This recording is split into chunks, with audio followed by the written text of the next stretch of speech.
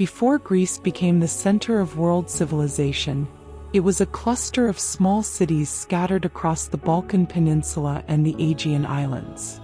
The mountains that cut through the region created natural divides that would later give rise to independent polities such as Athens and Sparta. The Greek world was shaped by myth. Zeus, Poseidon, and Hades were believed to rule the sky, the sea, and the underworld. The ancient Greeks saw these gods as masters of human destiny.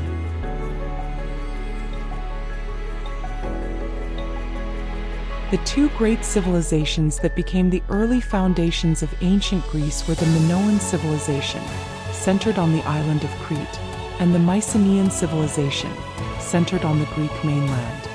Both of these civilizations flourished during the Bronze Age and had a major influence on later Greek culture. The island of Crete, a fertile land nestled among the waters of the Aegean Sea, was home to Europe's first great civilization, the Minoans.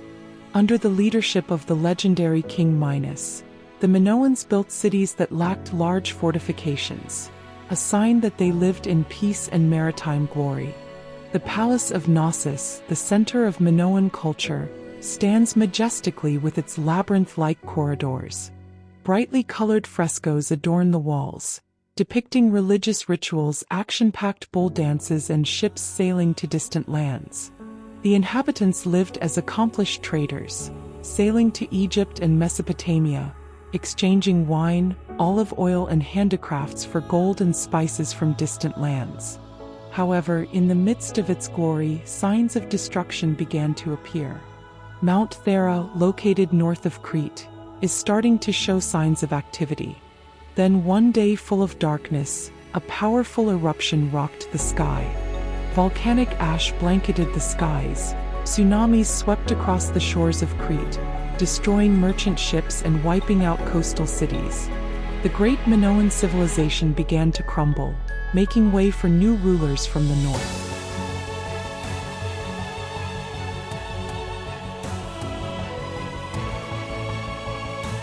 On the Greek mainland, the Mycenaeans had witnessed the fall of the Minoans.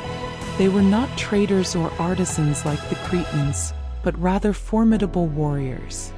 Fortified cities such as Mycenae, Tiryns, and Pylos stood with massive stone walls, which legend has it were built by the Cyclopes. At the center of Mycenae, the Lion Gate stood majestically, a symbol of their power and resilience. Their kings, called one-axes, led armies armed with bronze, ready to conquer new territories. The Mycenaeans not only replaced the Minoans in trade, but also adopted their culture. They began using Linear B, an early form of the Greek language, and built palaces with Cretan-influenced designs. But the Mycenaeans' greatness lay not only in trade and art. They were a conquering people, and one of the greatest legends in Greek history dates back to them, the Trojan War.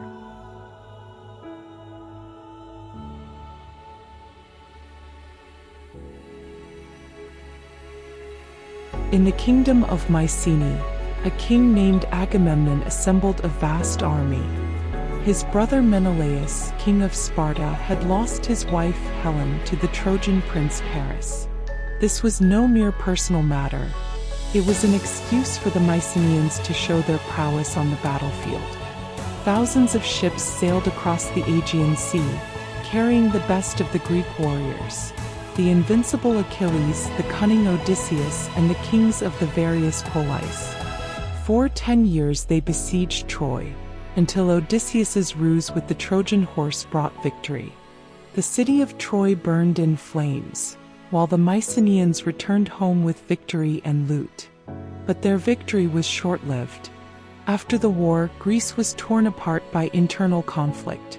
The cities began to decline, the economy collapsed, and waves of northern settlers, known as the Dorians, began to invade. One by one, the Mycenaean cities fell.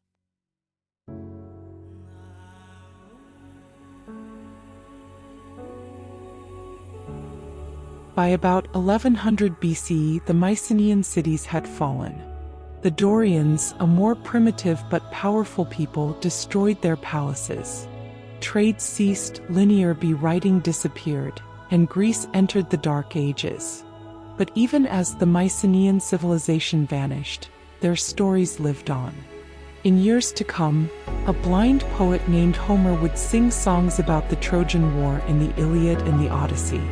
The Mycenaean palaces may have been in ruins, but the souls of their heroes would live on for generations to come.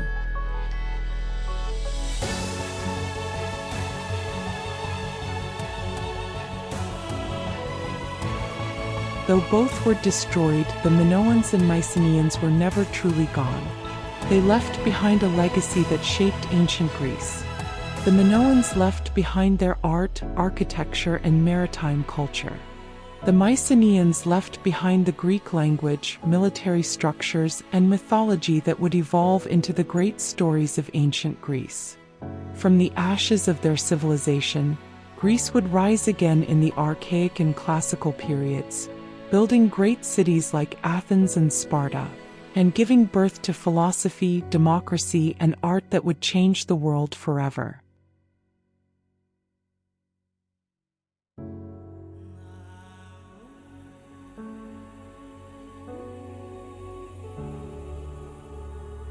During this period, cities began to develop into polis.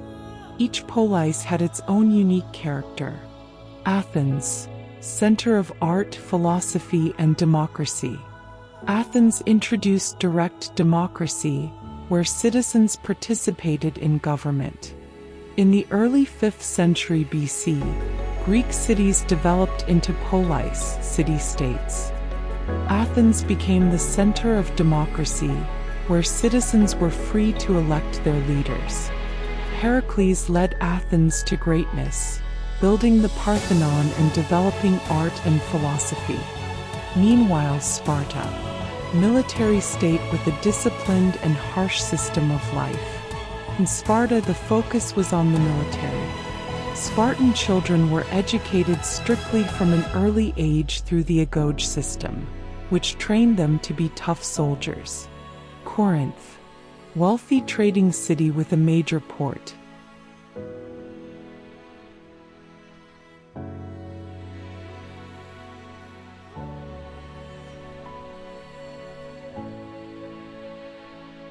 Before Greece could enjoy its golden age, it had to face a danger from the east, the Persian Empire.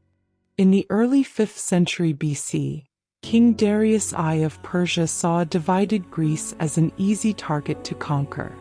However, the polis, Greek city-states, had something the Persians did not: an unwavering spirit of independence.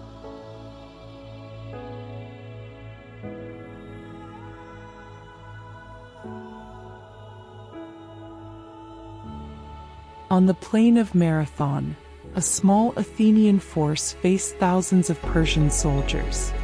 With Miltiades' clever strategy, the Greeks managed to outflank the Persians on both sides, breaking their ranks. One soldier, Phidippides, ran back to Athens to announce the victory, before collapsing to the ground with his last words, "Nike, victory."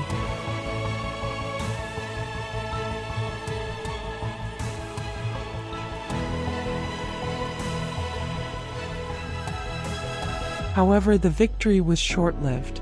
10 years later, Darius' son Xerxes I arrived with a much larger army. At the narrow pass of Thermopylae, King Leonidas and 300 Spartans held out against thousands of Persians.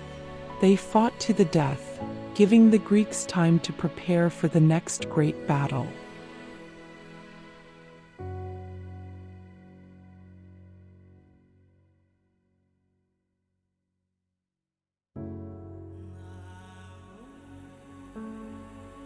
As the Persian fleet threatened the Greek mainland, the Athenian leader Themistocles used his ingenuity. Using smaller, more agile warships, they lured the Persian ships into the narrow waters of Salamis. When the battle began, the Persian ships collided and sank, while the Greek fleet destroyed the rest.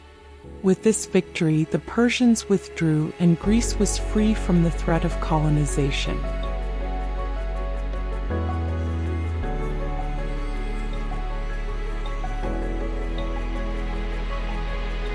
With its victory over the Persians, Athens emerged as the leader of the Greek world.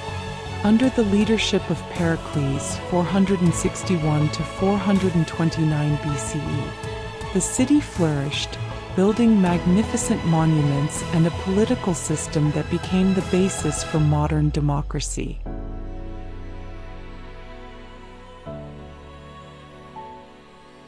Pericles commissioned the construction of the Parthenon, a magnificent temple to the goddess Athena, the city's patron. Inside, a giant statue of Athena stood majestically, covered in gold and ivory, a symbol of Athena's greatness and glory.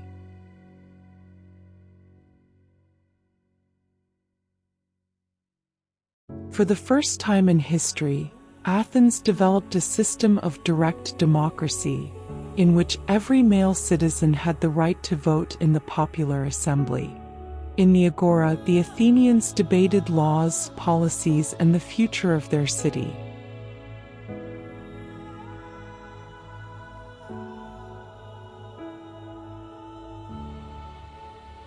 Socrates taught the importance of critical thinking, although he was eventually executed for corrupting the morals of the Athenian youth. Plato, his student, founded the Academy, the world's first school of philosophy. Aristotle, Plato's student, would later become the teacher of Alexander the Great, the leader who would change the world.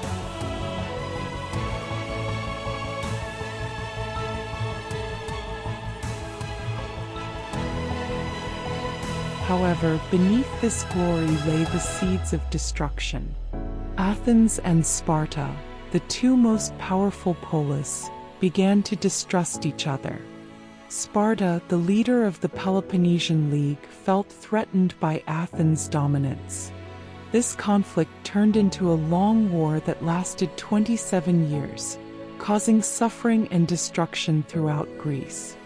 Athens, once so powerful, finally surrendered in 404 BC.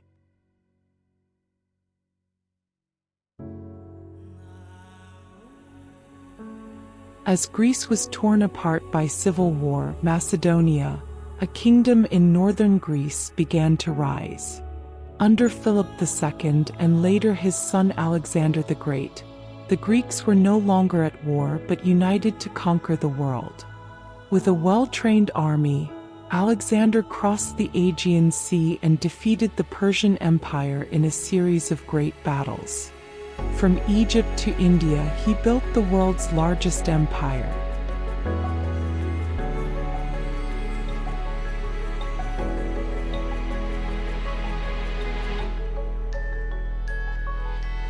Under his influence, Greek culture spread throughout the world, creating the Hellenistic civilization, which combined Greek culture with Egyptian, Persian, and Indian culture. Alexander died young and his empire was divided, but the legacy of classical Greece endured. The philosophy of Socrates, the artwork of the Parthenon, and the Athenian system of democracy still influence the modern world today.